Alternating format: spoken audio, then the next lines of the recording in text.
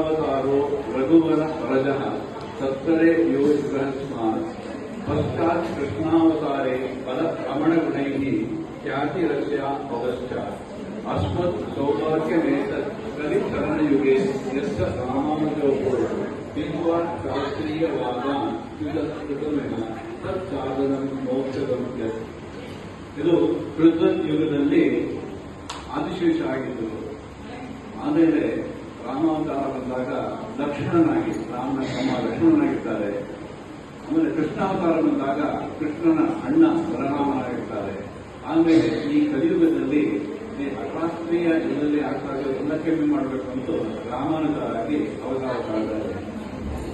ತಂದೆ ತಾಯಿ ಕೇಶವ ಪೆರುಮಾಳ್ ಸೋಮಯಾಜಿ ಅಂತ, ತಾಯಿ ಕಾಂತಿ ಅಂತ.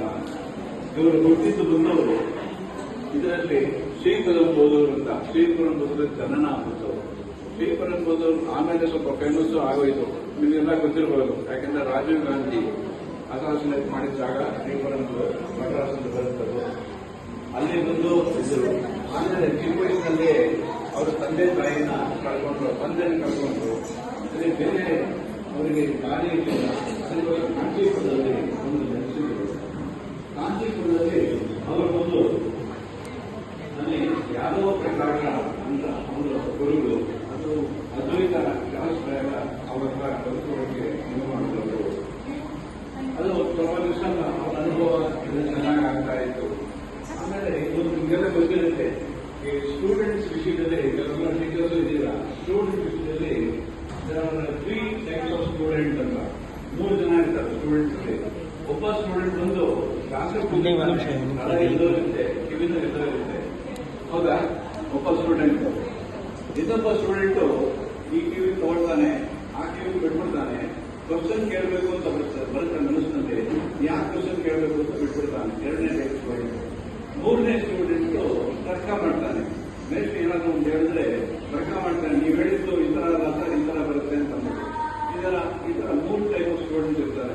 4ನೇ ಸ್ಟೂಡೆಂಟ್ ನೀವೆಲ್ಲ ಯಾರು ಹೇಳಿದ್ರು ಬ್ಯಾಕ್ ಬೆಂಚರ್ಸ್ ಅಂತ. ಬ್ಯಾಕ್ ಬೆಂಚರ್ಸ್ ಅಂತ ನನಗೂ ಕೂಡ ನಾನು ಮುಂಚೆಲ್ಲ ಫ್ರಂಟ್ ಬೆಂಚಲ್ಲೇ ಕೂತ್ಕೊಂಡಿದ್ದೆ. ಒಂದ್ ದಿವಸ ಬ್ಯಾಕ್ ಅಲ್ಲಿ ಕೂತ್ಕೊಳ್ಳೋಣ ಅಂತ ಟ್ರೈ ಮಾಡಿದೆ. ಆಗ ನಮ್ಮ ಮನಸ್ಸು ಒಪ್ಪಲಿಲ್ಲ. ಸರಿ, ಅದರಿಂದ ಫ್ರಂಟ್ ಬೆಂಚ್ಗೆ ಬಂದ್ಬಿಟ್ಟೆ.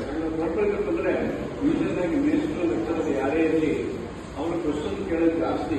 ಧೈರ್ಯ ಕೂತ್ಕೊಂಡೆ ಪರವಾಗಿಲ್ಲ ಅಂತ. ಇದು ನನ್ನ ಜೀವನದ ಸಿದ್ಧಾಂತವರು. ಆಮೇಲೆ ಇದೇನಾಯ್ತು, ಯಾದವ ಪ್ರಕಾಶ ಇದು ಗುರುಕುಲ ಅಂತ ಎಲ್ಲ ಗೊತ್ತಿರುತ್ತೆ. ರಾಮಾನುಜರು ಗುರುಕುಲದಲ್ಲಿ ಅದ್ವೈತ ಶಾಸ್ತ್ರ ಎಲ್ಲ ಕಲಿತಾ ಇದ್ರು. ಆಮೇಲೆ ಒಂದು ದಿವಸ ಏನಾಯಿತು, ಅದು ಗುರುಗಳಿಗೆ ಶಿಷ್ಯ ಬಂದು ಅವರಿಗೆಲ್ಲ ಒಂದು ಸೇವೆಯನ್ನು ಮಾಡ್ತಾನೆ. ಅದನ್ನ ಏನಪ್ಪಾ ಅಂದ್ರೆ ಎಣ್ಣೆ ಸಿಗ್ತಾ ಇರ್ತಾನೆ, ಇದಕ್ಕೆಲ್ಲ ಬೆನ್ನಿಗೆಲ್ಲ ಎಣ್ಣೆ ಸಿಗ್ತಾ ಇರ್ತಾನೆ. ಅವಾಗ ಗುರುಗಳು ಒಂದು ವಿಷಯ ಹೇಳ್ತಾರೆ,